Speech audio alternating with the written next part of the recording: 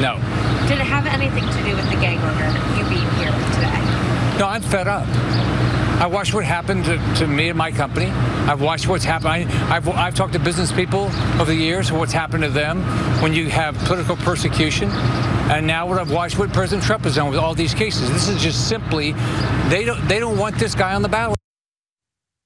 I love Rick Scott weighing in on this because obviously every Republican is jumping out to say that the hush money trial is BS, it's political persecution, but most of them can do that, can say that without having lurking in their background some of the most massive crimes imaginable.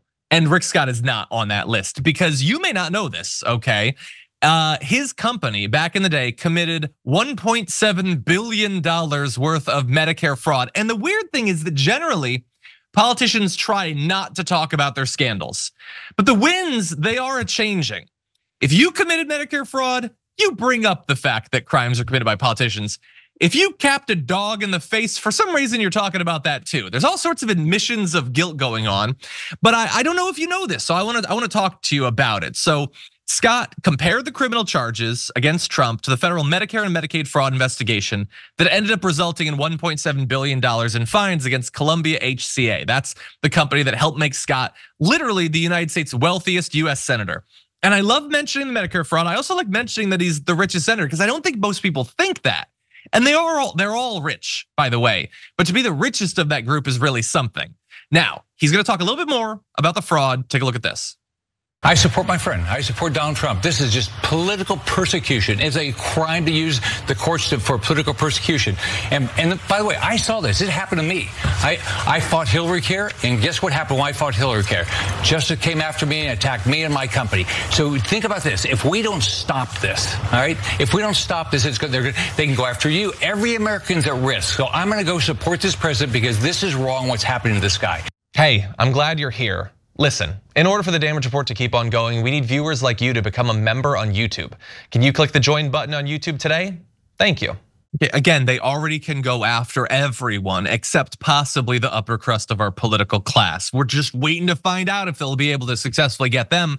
They got Rick Scott, as we said, $1.7 billion in fine, the biggest fine ever from Medicare fraud. By the way, it came about as a result of a whistleblower who helped the government in their investigation, basically said that the company had two sets of books. Rick Scott was the leader of a criminal enterprise, that he knew that was going on. They systematically defrauded Medicare and paid kickbacks to their physicians, I guess, for playing ball with the defrauding that was going on. As a result of that, they ended up being fined massively. Now, I wish that in our country, like screwing over your own constituents in this way, draining the government of your tax dollars that you paid in, would be punished electorally, but unfortunately Rick Scott has still found great success in politics, but I love him reminding everyone of how utterly corrupt he is. Brett, what do you think?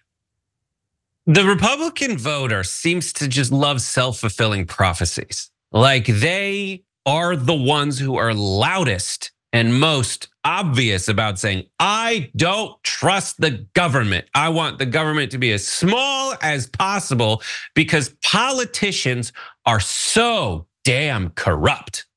And what's the next thing they do? They're like, all right, Senate president vote, I'll go Donald Trump and Rick Scott.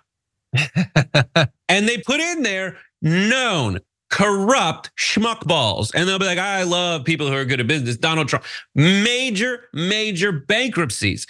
And what's messed up is they also like, I don't want any laws. I want a free market economy. Donald Trump only has $1 to his name because of bankruptcy filing regulations that allow him to stay rich when he loses all his money. Yeah. It is some of the most hilarious projection in the universe. And Rick Scott knows it. And he knows that his get out of jail free card, quite literally, is to just have enough money to make it through. And then just be like, no, this whole system's actually corrupt in the opposite way of how it actually is. Yeah, it's set up to allow for this sort of thing. Both on the judicial side, then also in terms of the corporations. Like he ended up, and I'll close with this, he got $10 million in severance pay after committing the Medicare fraud. And he got $300 million in stock and options. He presided over massive fraud and then got a significant chunk of it. So they had to pay the $1.7 billion in fines, and then they just rounded up to $2 billion in what we're gonna give to Rick Scott. That's how the system is set up. And the right wing loves to pretend that they have a problem with that, but they don't have a problem with the people who make it that way, as Brett pointed out. Members make a difference here at TYT. You help make the show happen, and we see you in the chat with your loyalty badge. Click the join button to become a member today.